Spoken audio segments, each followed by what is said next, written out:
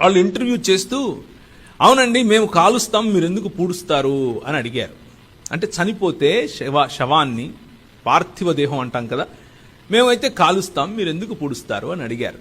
నేను ఎప్పుడూ చదవలేదు, నాకు తెలియదు, ఏం చెప్పాలో నాకు తెలియదు. కానీ తడువుకోకుండా, క్షణం తీరిక ఆలోచించకుండా నేను ఒక సమాధానం చెప్పాను.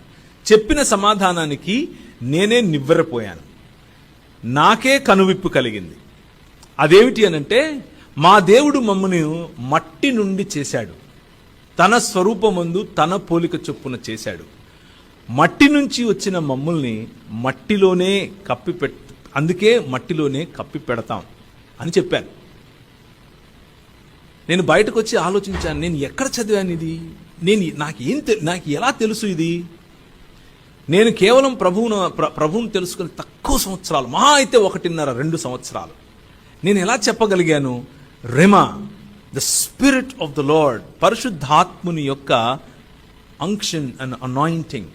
If you want to remain in Christ, క్రీస్తు నందు నిలిచి ఉండాలి అనంటే, practice the presence of the word of God in your life. Download ShareChat.